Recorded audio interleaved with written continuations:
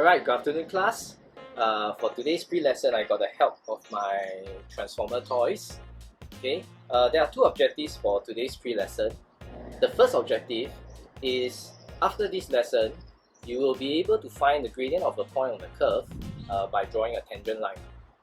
The second objective I have is for you to think and see whether are there any other chapters that has the same concept as gradient.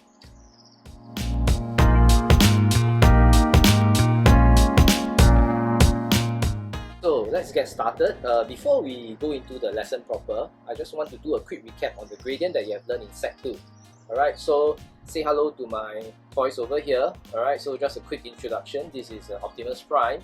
He can transform into a truck and he pulls along a trailer at the back. Alright, and of course, in all Transformers movie and cartoon, there's always this human friend that goes along with him. Alright, so guys, say hello to Spike. Okay, alright, so let's get him out of the way. Alright, so if you take a look at the back of a trailer, just as how a real life trailer will work, alright, when it's open, usually there will be a ramp coming out from the trailer, okay, to allow people to transport goods up and down. So for this case, there's this like battle vehicle behind, okay, that can just roll out. Alright, so the thing I want you to focus on is actually the slope of this ramp over here. Okay, so in Sec 2, you learned that the definition of a gradient is you take the rise over the run. Okay, the rise is the vertical distance and the run is the horizontal distance. Okay, so for this case, if we do a quick calculation, the rise is about 4 centimeters, okay, and the run is about 7 centimeters. Okay, so if you take 4 divided by 7, you will get a value of approximately 0.57. For a slope with a gradient of 0.57, okay, if I were to use it for a vehicle like this, okay, you'll find that the slope is pretty acceptable. But what if this ramp over here has to be used by a wheelchair user? Okay, so what will happen is, okay, most probably the wheelchair user will just roll off his wheelchair because the gradient is too steep. Alright, so we never know. Some of you here, okay, in future you may be engineers or architects, you may be designing, alright, a ramp for the wheelchair users. Okay, so these are things that you need to take note when you, and that's where the gradient comes into play, because you cannot afford to have a ramp that is too steep and nobody can use it. Okay, so what we can actually do is, what if we actually put a step over here? Alright, and by doing this, we can actually try and make the slope a bit more gentle. So again, we do a quick calculation. Okay, the rise this time will be about 3 centimeters and the run this time will be about 8 centimeters. Okay, so if we take 3 divided by 8, that will give us a value of 0.325. Alright, and let's see what happens right now if we use the same wheelchair user over here to simulate what happens when he goes down the ramp. You see that it is much better, okay, and it doesn't fall off anymore. Alright, so that's how gradient is used in real life. Okay, and some of you also tend to make a careless mistake. Okay, you tend to forget whether it's a gradient rise over run or run over rise. Okay, so in the event if you really made a careless mistake and if you take the run over the rise, that would actually be taking 8 divided by 3, and that gives you a value of 2.67. Okay, so having a gradient of 2.67 will actually means that the gradient is very steep. Now imagine if you're an architect and you design a ramp that has a gradient of 2.67, okay, and they actually build it because nobody realized this careless mistake.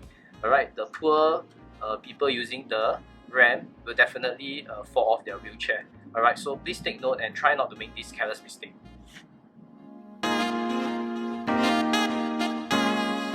So earlier I mentioned that I want you guys to go and find out what other chapters are similar to this topic on gradient. So I'm going to give you a hint, okay? Now, I hope you are able to see that actually these three sides form a right angle triangle.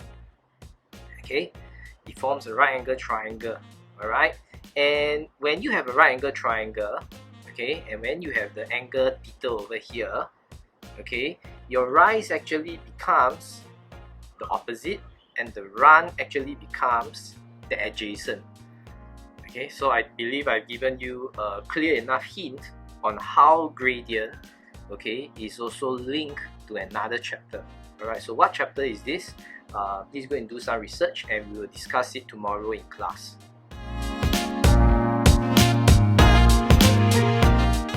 Okay, I'm not going to go through the steps on setting the axis, plotting the points, drawing the table of values, but I'm just going to recap on one part, which is to join all the points plotted by using a smooth curve. This is the thing that I see a lot of your seniors always struggling with, especially during the exam. They spend way too much time trying to draw a perfect graph, and then they end up not having enough time to finish their exam. Okay, now I know you have been taught to use a flexible ruler, but flexible ruler over time, when you bend too many times, there tends to be some kinks or chinks in it, and that also affect the smoothness of the curve. So I'm going to show you a method. It's not an official method. Okay, maybe a bit controversial. I call it the Mr. Po's pirated method. But in order for this to work, you need to have a feel of how this curve will flow. Okay, so basically for this particular graph, you'll start from here, go up, do a U-turn, come down, do a U-turn, and go up again. Okay, so you need to have an overall idea roughly how this curve will look like. Okay, and next, this is what I'm going to do. Okay, I'm going to just use simply a ruler and a pencil. Okay, you can start from anywhere of the curve that you want. So I know that this point here, okay, the curve will go from here to here. So what I'm going to do is, as I draw my curve, I'm going to turn my ruler, okay, in such a way that by the time my pencil ends at this point, okay, my ruler will guide it over here. So it looks something like that. Okay, so it goes and turn. Okay, so I'm here. Now at this point, what I'm going to do is next, I'm going to look at it from here to here. So I'm just going to go down. Okay, pause, go down, pause, go down, pause, go down, and reach the point over here. Okay, and one part of the curve is done. Go to the other side. So same thing from this point to this point. Okay, I know it's going to curve this way. Okay, maybe I use the transparent part so I can see the point over here. Okay, so from here I'm going to start drawing and turn my ruler. Okay, sorry, one more time. Okay, turn it until it reaches this point. And from this point, I know it's going to join to this point over here. So, okay, so very nicely done. And then for the last part of the curve, from here, you go to here. Okay, so same thing, I will need to spin my ruler pretty fast. Okay, so it goes, a bit. And then the last part from here to the end, okay, same thing, you can a bit. Okay, so ready and go. Rest, rest, okay, rest, rest, and all the way up. Alright, so with that, we have our smooth curve. Okay, so again, I say drawing the whole curve, do not spend more than 4.5 minutes, including the axis, the points, the curve, the table of values. 4.5 minutes. That's the maximum amount of time that you should be spending.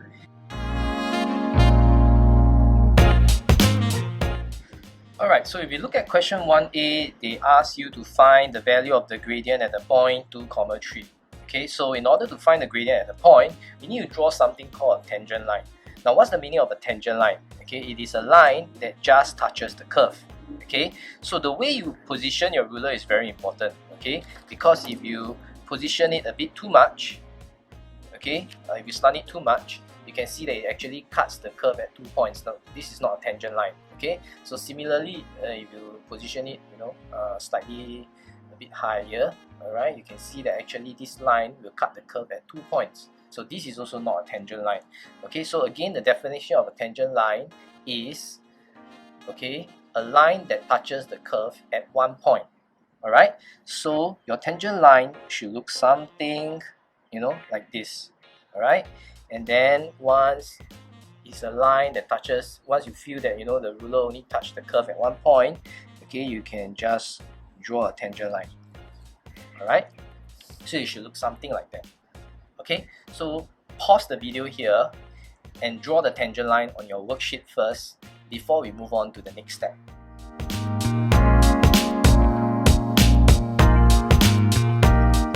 Alright, so step number 2, after you have drawn the tangent line, okay, you need to find any 2 points on the tangent line itself. Okay, so for my case, I will use the point over here, which is 3,7.8.